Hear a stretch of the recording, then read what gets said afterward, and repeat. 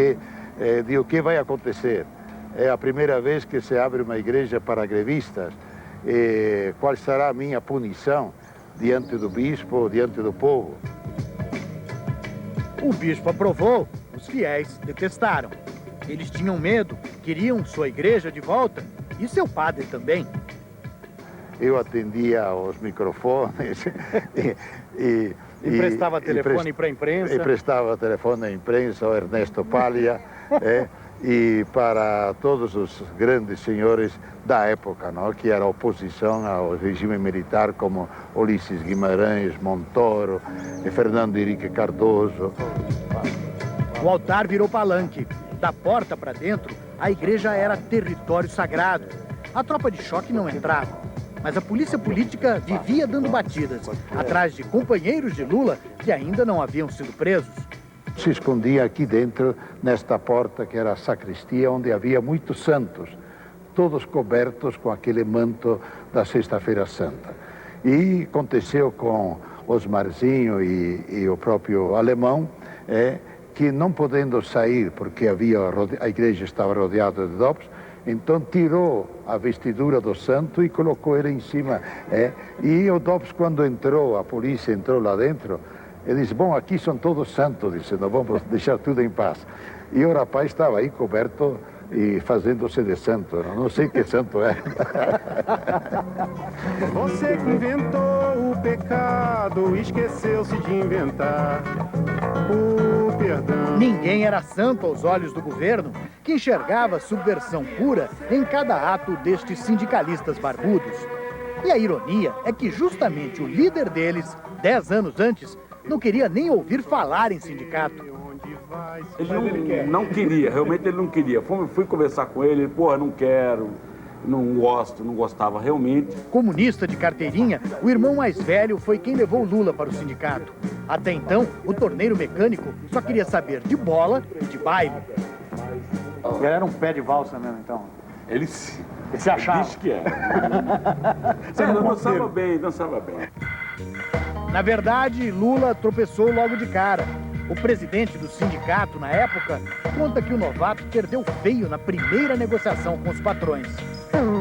Me parece que esse fato foi de um profundo aprendizado para o Lula. Uma lição de dureza uma lição da democracia. Uma lição, exato.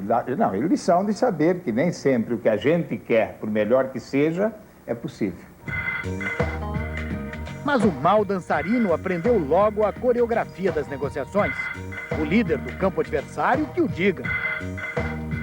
Tive trabalho com Lula em todos os acordos sindicais. Sempre foi um homem honesto, correto, batalhador. Tenho do Lula muito respeito, mas muito respeito. Eu não estou falando isso porque ele vai ser presidente. E nós podemos contar que o senhor não vai embora. Não ia e não vou e não irei. Mas já pensou nisso? Em 89, Mário Amato disse que se Lula fosse eleito presidente, muitos empresários como ele iam sair do país.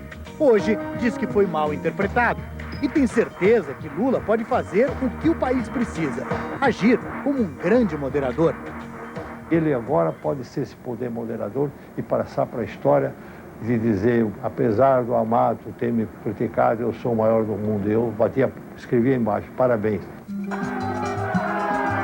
A turma do Bar do Gijo agradece.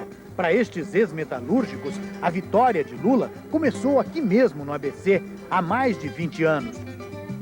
Começou a ser construído em 1979, quando nós saímos em passeata rumo ao campo da Vila Euclides, ao estádio da Vila Euclides. Então nós pusemos as mesas na cabeça e lá vamos nós. Foi todo mundo, né, Sacapão? Quem diria, o novo presidente começou sem microfone, trepado numa mesa frágil no meio do campo. Garoado, e conforme ele conversava, ele batia o pé.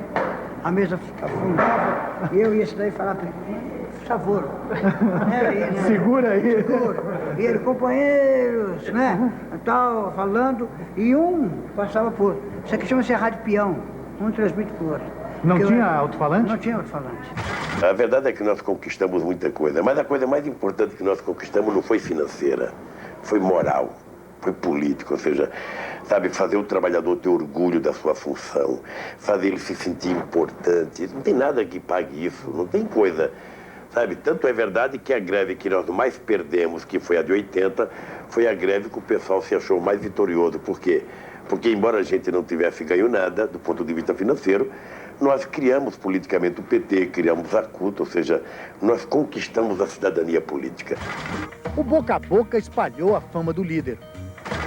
Fora do sindicato, muitas vezes, uma imagem polêmica. Mas entre os velhos companheiros, nunca houve dúvidas. Não tem defeito? Tem, acho que todos nós temos defeito. Qual é o pior defeito dele? Ser na sua corintiano. opinião? É o maior defeito dele, ser corintiano. Tá bom. Nelson Campagnolo era da diretoria cassada em 1980. Desempregados, os ex-diretores montaram uma serralheria nesta salinha em São Bernardo. Um jeito de ganhar a vida e continuar metalúrgicos e unidos. E a maior vantagem do Lula, que poucas pessoas não conhecem, além de ser uma pessoa inteligente, não tem rancor. Você pode fazer o que você quiser com o Lula, que na mesma hora, das 5 minutos, ele volta a conversar com você, ele quer sua opinião. Um bom ouvinte, confirma o irmão mais velho, mas não alguém frágil e manipulável, como chegou a pensar o governo militar. Quem fez a cabeça do Lula? Existe essa pessoa? Ele porque ele foi se preparando com todo mundo que o cercava. Todas as dúvidas que ele tinha, ele tirava, discutia. Ele foi muito insistente nisso. Então, quem preparou o Lula, para mim, foi ele. Lula ainda não assinava Luiz Inácio da Silva e esta gente já o admirava. Agora, as velhas carteirinhas do sindicato são exibidas com orgulho. E nas ruas do ABC, uma relíquia roda anônima sem que as pessoas percebam que a história já passou por essa direção. Quer vender? Não. Ué, por que não? Eu tenho ele há 19 anos. Já tive tanta oferta, não é agora que eu vou ter. Que eu vou vender. Claro que não. O carrinho, modelo 79, já rodou muito, quase perdeu a cor. Mas foi o primeiro carro do presidente Lula. Inclusive, esse carro tinha uma marca, bem aqui assim. E foi um murro que ele deu. Nossa. Os caras do DOPS seguindo ele saiu de dentro do carro e falou: vocês não vão parar de me perseguir? Ele amassou. Nossa. E eu nunca tinha tirado esse amassado. Eu levei para fazer uma reforma, o cara pegou e me desamassou. Era um amassado histórico. Era um amassado histórico que o cara me tirou. José Damasceno era um daqueles metalúrgicos que viviam ao lado de Lula nas grandes greves, no início de tudo. Eu acredito na rapaziada. Naquelas lutas de 20 anos atrás, nasceram grandes amizades. Relações de respeito e admiração, que tem mão dupla. Deixa eu te contar uma coisa. Eu sou um homem que preserva muito a amizade. Eu acho que a única coisa que a gente tem de importante na vida é a nossa relação de amizade. Tem gente que pensa que tem amigo, manda ele colocar no papel 10 amigos de verdade. Ele não tem. Sabe? E eu tenho muitos amigos. Muito, e gosto deles. Nenhum deles é mais metalúrgico, um sinal das mudanças no perfil da República do ABC. Muitos saíram até do PT, o partido que ajudaram a fundar. Mas esta é uma torcida fiel, que sabe que o velho companheiro agora começa uma nova história longe deles. Eu acho que é difícil o Lula vir comemorar aqui, porque o Lula hoje não é mais só nosso, de São Bernardo do Campo. Ele hoje é do povo brasileiro. Ao lembrar que aqui passaram sambas. Com medo de avião, Lula enfrentou a longa jornada para chegar à presidência. A quem ele dedica a mais importante de todas as vitórias? Veja a seguir.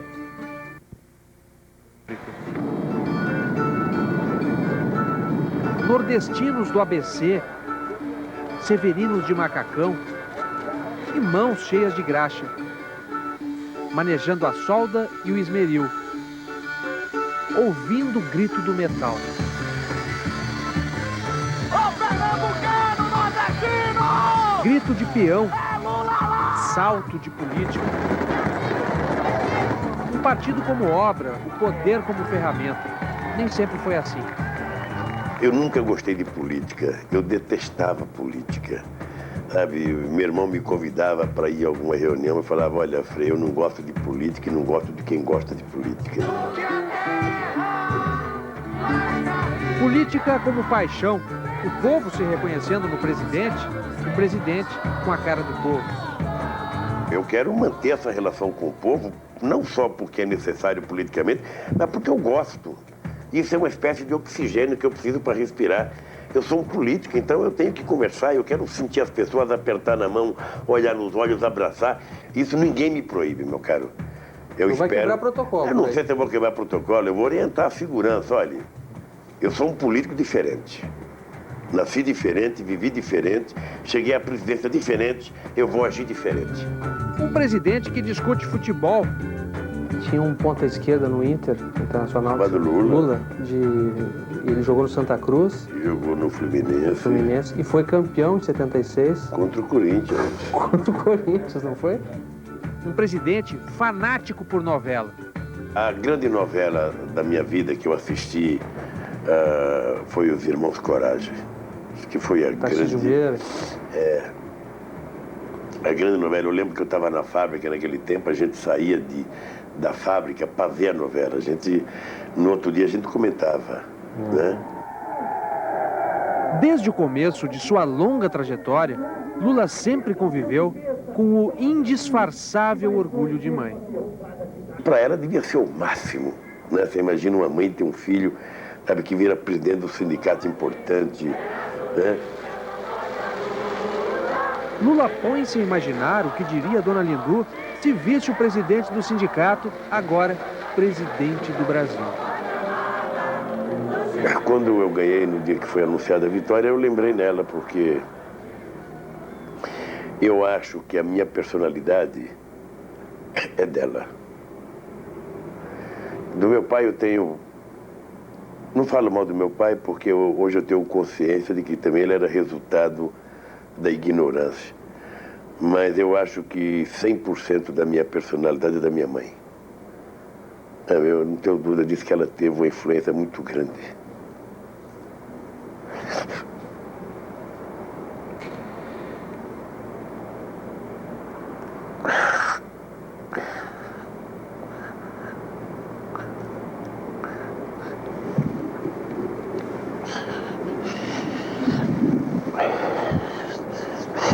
Certamente ela estaria muito orgulhosa agora, né, presidente?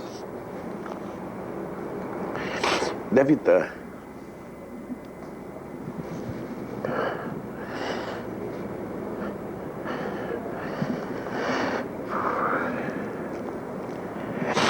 Eu falei para você que eu não queria falar. Mas é inevitável falar de uma pessoa que foi importante assim na sua vida.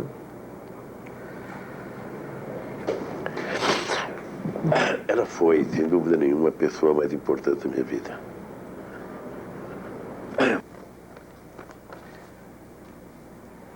O senhor tem medo de quê? Olha, o homem que diz que não tem medo está mentindo. Todos nós temos medo de alguma coisa. Eu, por exemplo, tenho medo de avião. Eu subo no avião porque eu sou obrigado, senão eu não subiria. Quase 200 horas de voo, só nesta campanha, e nada de se acostumar. Você entrou aqui dentro, você entrega para Deus, né, meu cara? Você não pode fazer nada. Eu rezo, eu me benzo sempre que possível. Não custa nada pedir uma ajuda, né? Não custa nada. E eu já rezo por mim e pelas pessoas que estão comigo. Uma vez eu peguei uma chuva de granizo. Era um barulho tão infernal. Eu falei, a viola tem carro. Não tem o que fazer, né? O que me dá tranquilidade é quando eu olho pro comandante que eu vejo que ele tá tranquilo. Não? O comandante... É isso, buzina? O comandante estava bem. O comandante estava bem tranquilo.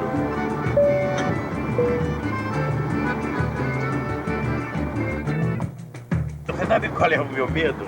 O medo absurdo que eu tenho. O meu medo é morrer e ninguém me encontrar. Depois encontrado, tudo bem. E eu pensava assim, se eu caio aqui, se eu caio nesse meio de mato aqui, ninguém me acha, vem uma onça aí e me come, como é que eu fico? Não fala coisa ruim, não fala coisa boa. Estamos descendo, eu estou morrendo de medo. Enfim, a aterrissagem, sãos e salvos.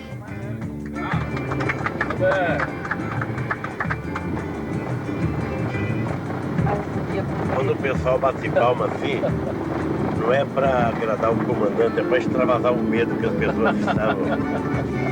Eu só me sinto seguro quando eu estou com os pés no chão. Quando a gente desce no aeroporto, numa época de campanha, já tem muita gente esperando a gente. Porque a militância, ela quer abraçar o candidato, ela quer tirar fotografia com o candidato, ela quer um autógrafo do candidato, sabe? Ela quer tocar no candidato. Eu, se pudesse, eu não saía de nenhum palanque sem abraçar cada pessoa que está lá no comício. Eu adoro fazer isso, né? Mas quando acontece 10 vezes por dia, das 9 da manhã à meia-noite, você fica num processo de desgaste muito grande. E aí então você só sossega quando você entra no avião outra vez e vem embora. Estamos descendo, eu estou morrendo de medo. Finalmente a paz na poltrona do avião, mas só até a próxima turbulência. Você tá lembrado daquela que nós fomos pra Varginha? Eu estava sentado aqui, daqui a pouco, ao invés do avião pular assim, o avião estava assim. Eu estranhei, eu falei, você faz uma cobra? Aí levantei. Falei, comandante, o que está acontecendo? O avião quebrou o estabilizador. Estamos voltando. É uma coisa boa. Dona Marisa fala pela primeira vez como é a vida na família Lula da Silva. O presidente eleito ajuda nos trabalhos da casa? Daqui a pouco. Tem porta com o neném no carrinho. E filiar as pessoas, os vizinhos, sabe? Olha, vamos filiar, vamos construir um partido melhor, um partido só nosso, de trabalhador, aquela coisa toda, né? É com carinho de mama italiana que ela fala do PT. É com a timidez de uma brasileira do povo que lida com o título que acaba de ganhar. É a primeira-dama se preparando para a primeira entrevista. Dá a impressão que essa mulher não é comum, que não é uma mulher que brinca, que sorri, que conta piada, que grava, que filma, que tira... que faz a unha... Que passa pó. Está mais elegante do que nunca. E mesmo na correria da campanha, não descuida também da aparência do marido. O treino de primeira-dama, ela diz, vem de longe. E o Lula já era presidente também, né, do sindicato. Então a primeira-dama do sindicato era a dona Marisa, né? O que nós queremos é direta já, e isso não está contida na emenda do O líder tomou o tempo do pai, do marido. Lula não viu nenhum dos filhos nascer. Não, porque eu estou viajando, que eu vou formar o PT, tenho que ir para Bahia, não sei o quê, nos caras das reuniões. Para fazer... Aí... Estou indo para Bahia, você vai ter que passar no médico, porque você está muito gordo e não sei o que, não sei o que lá. Pois ele viajou na sexta, no sábado de manhã ele nasceu. 1980 foi um ano difícil. O terceiro filho recém-nascido, Lula preso. Em casa, tentava diminuir a dor dos filhos mais velhos. O Marcos é que sofria um pouco mais, porque o Marcos era já maiorzinho, entendia, sabia, estava na escola. A criançada achava que o pai era marginal, entendeu? Então o Marcos sofria um pouquinho mais. Aquele ano eu tirei ele da escola, ele perdeu o ano, aí voltou no ano seguinte já com outra cabecinha. Eram poucas as chances de ser o pai brincalhão dentro de casa. Não tinha ninguém que ajudasse ela, nada, né? E eu daqui não podia ir lá ajudar ela, porque eu também tinha 4 filhos também, né? Quase todos pequenos também. Ah, é o Sandro. É o Sandro. A comadre dividiu com Marisa as aflições de ser casada com um líder. Quanto trabalho a política deu para essas duas. O Sandro aqui, nos comícios, né? Eu levava essa panelinha aqui. essa panelinha aqui para fazer a linguiça, para fazer os sanduíches, né?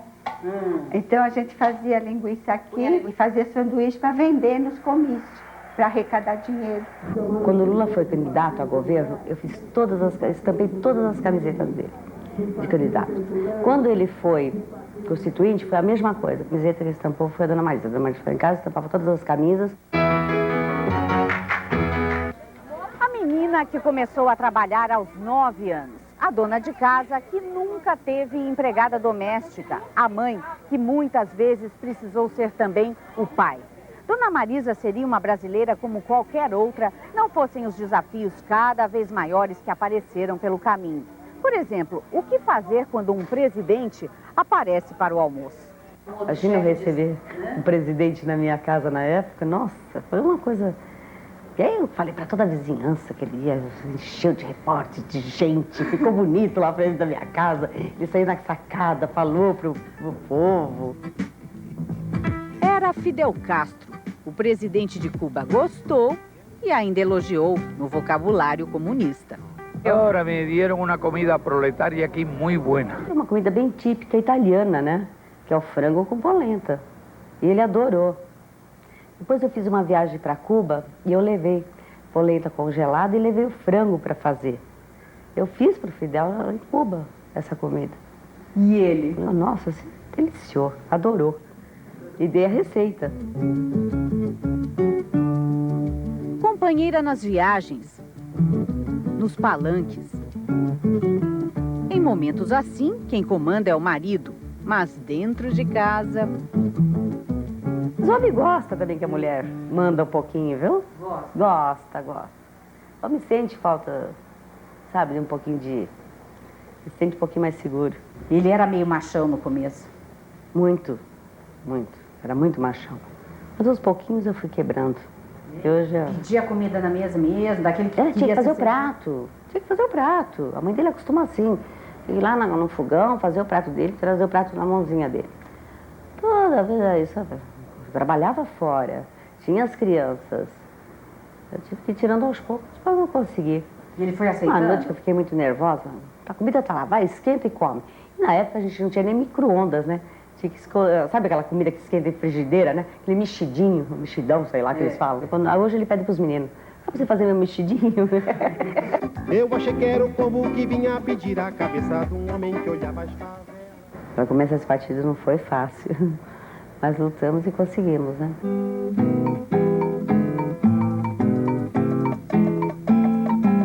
Como expressar um sonho para uma multidão?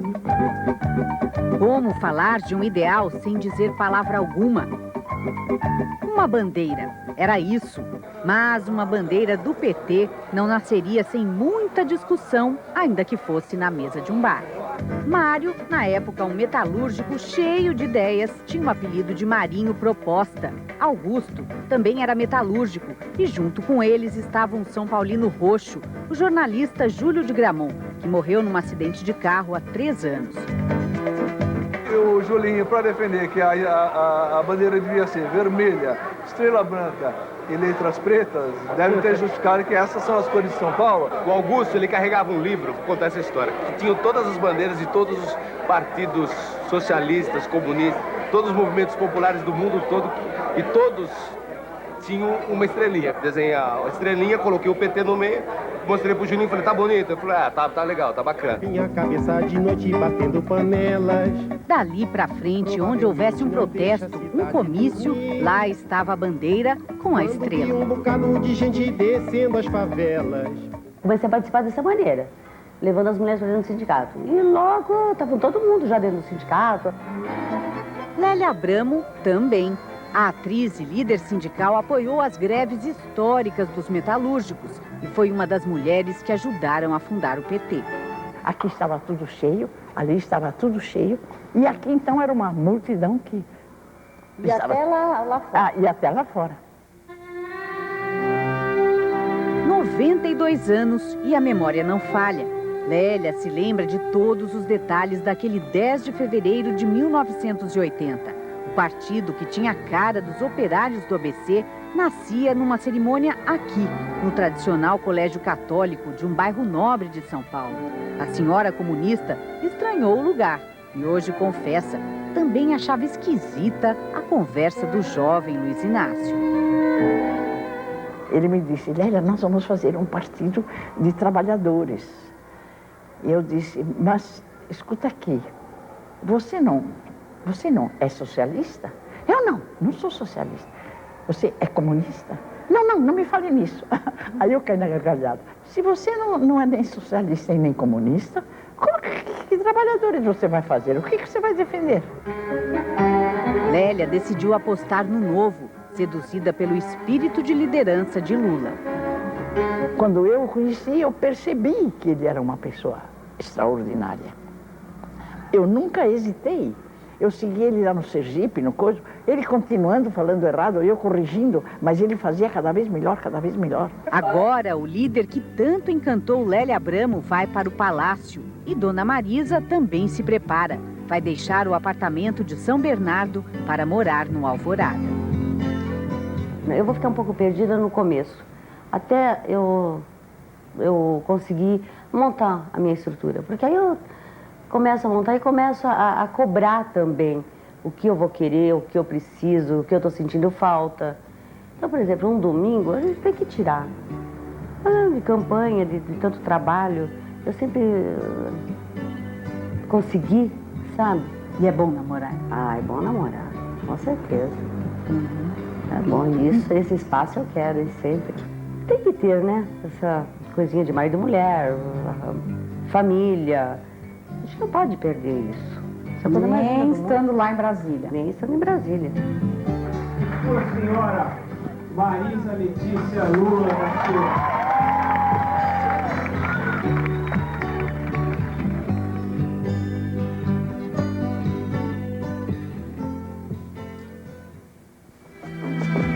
Os desafios do poder.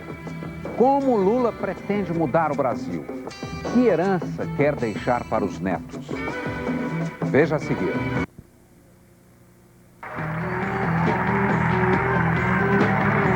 Um partido em lua de mel com o Brasil. Depois de 22 anos de espera, enfim, o poder. Mas qual PT vai governar? O PT do Lula. As propostas que o Lula defendeu na campanha eleitoral. Isso eu dou a minha palavra ao país. Isso basta. Bastaria para afastar toda a desconfiança? O PT é um partido de muitos grupos. O de Lula hoje é majoritário. Até a eleição, todos permaneceram unidos. Mas e agora? Como administrar divergências tão profundas como, por exemplo, a aliança entre o capital e o trabalho que os levou ao poder? Setores do partido são radicalmente contra. É impossível governar o Brasil sem uma aliança política empresarial, porque você tem que fazer uma proposta para o país de uma política econômica e buscar uma parceria, uma aliança com setores do empresariado que tem interesse naquela proposta. Um presidente eleito com mais de 50 milhões de votos, será que vai conquistar a unidade de seu próprio partido? O senhor vai ter pela frente uma maratona de negociações com seus aliados, com seus oposicionistas. E eu queria saber como é que o senhor vai fazer para negociar dentro do seu partido, com as tendências do PT que vão também pleitear um curso que elas acham que seja o mais correto dentro da discussão dentro do PT. O problema não é do meu partido. O PT tem regras democráticas e que você discute todo e qualquer assunto, num determinado momento, as pessoas deliberam. Isso não é problema. O mais grave é que você vai ter que negociar com setores que pensam de forma antagônica, interesses antagônicos. E você tem que negociar, porque essa é a coisa boa da democracia. É a negociação e a convivência democrática na diversidade. Tem um jogo de interesse na sociedade, não é dentro do PT, mas é na sociedade, que você vai ter que saber definir prioridade, qual o setor que você vai priorizar.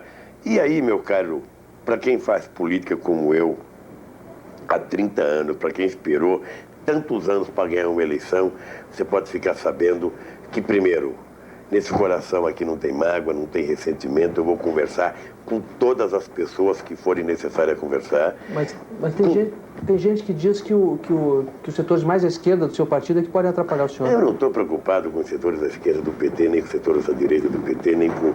Eu estou preocupado em saber o seguinte: eu preciso governar esse país 4 anos e fazer para esse povo melhor. E eu tenho a certeza que a esquerda do PT, a esquerda de outro partido político, quer contribuir para que a gente faça o melhor. Até porque as pessoas sabem, Marcelo, que todo mundo pode errar.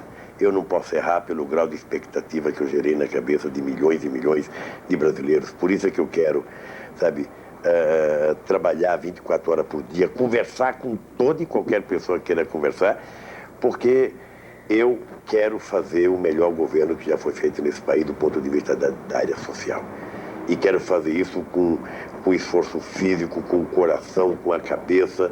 Ou seja, se depender de mim, meu caro, esse país vai ter um presidente que vai trabalhar 24 horas por dia, de segunda a segunda, que vai visitar o Brasil de ponta a ponta, que vai visitar os lugares mais pobres, que vai conversar com banqueiro, que vai conversar com empresários, mas que vai, sabe, ter uma política para acabar com o empobrecimento desse país. E eu sei que isso só será feito se o povo me ajudar, se o povo participar. Lula quer deixar um novo país para seus netos, que por enquanto são 3. Eu acho que do ponto de vista patrimonial, eu não tenho nenhuma preocupação em deixar nada para ninguém.